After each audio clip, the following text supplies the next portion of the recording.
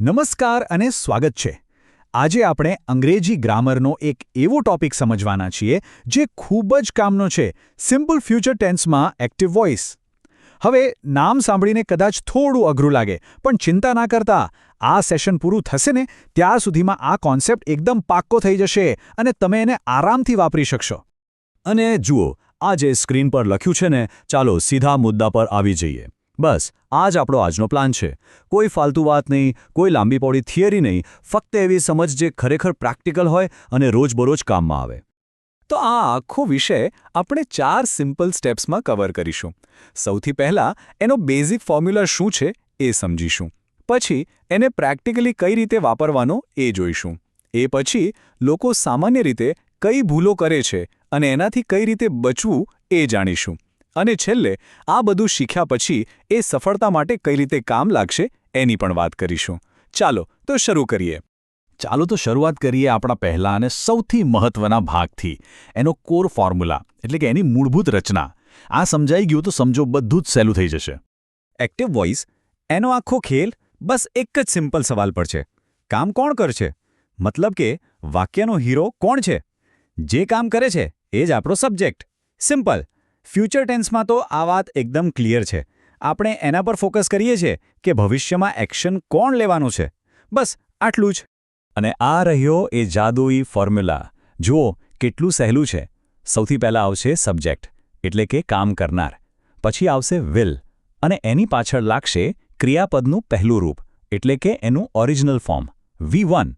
બસ subject, પછી will અને પછી V1. આટલી સિમ્પલ ફોર્મ્યુલા યાદ રહી ગઈ ને, તો સમજો કે કામ થઈ ગયું.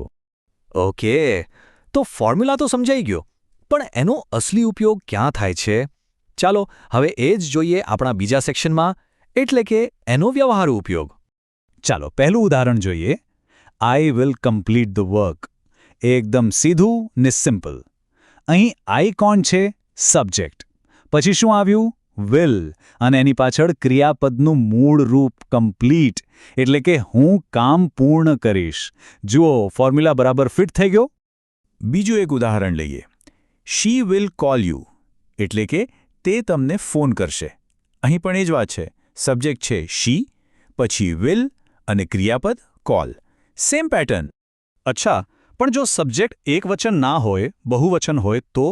જેમ કે they will build a house, એટલે કે તેઓ ઘર બનાવશે. તો શું નિયમ બદલાશે? જરાય નહીં.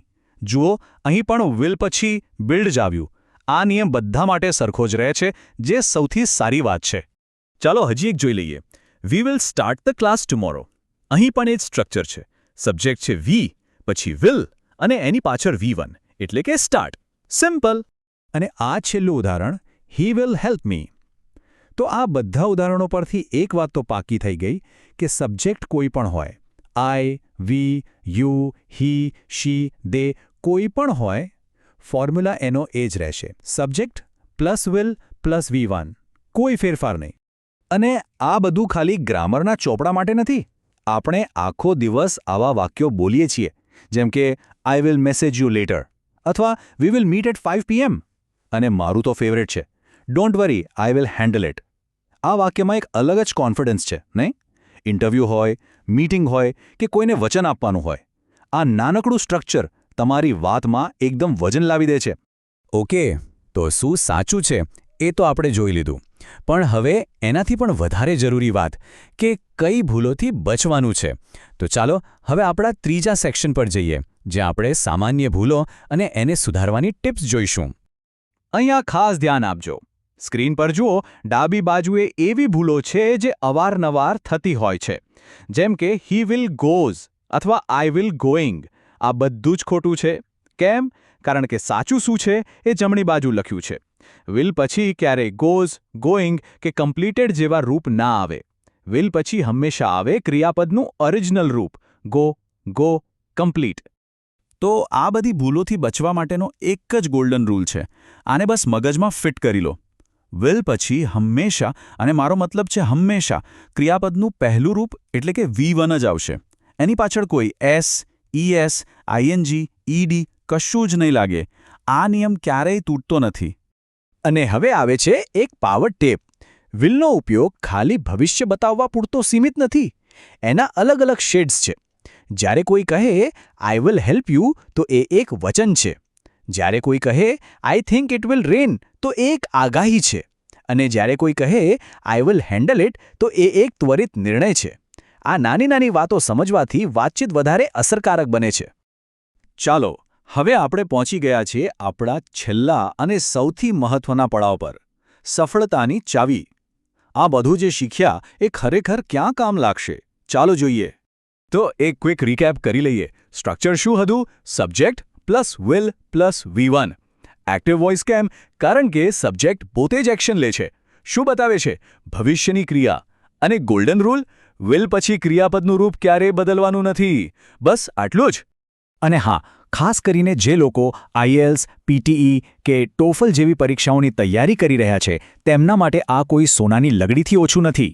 એક્ઝામિનર બસ આ જ વસ્તુઓ ચેક કરે છે. શું તમારું સ્ટ્રક્ચર સાચું છે? શું સબ્જેક્ટ કોણ છે એ સ્પષ્ટ છે? શું વાક્યમાં એક નેચરલ ફ્લો છે? જ્યારે પણ તમારે તમારા ફ્યુચર પ્લાન્સ વિશે લખવું હોય કે બોલવું હોય ત્યારે આ સ્ટ્રક્ચરનો સાચો ઉપયોગ સારા અને બેસ્ટ સ્કોર વચ્ચેનો ફરક લાવી શકે છે. તો આ બધી વાત પછી હવે એક સવાલ: આ જ્ઞાનનો ઉપયોગ કરીને આપણે આપણા જીવનમાં શું બદલી શકીએ? હવે જ્યારે આ પાવરફુલ ટૂલ આપણી પાસે છે તો આપણું આગલું વાક્ય શું હશે? I will achieve my goal. I will learn something new. I will be more confident. આના પર વિચાર જરૂર કરજો, કારણ કે સાચું શીખવાનું ત્યારે જ શરૂ થાય છે જ્યારે આપણે જ્ઞાનને એક્શનમાં બદલીએ છીએ. આજે જોડાવા બદલ ખૂબ ખૂબ આભાર.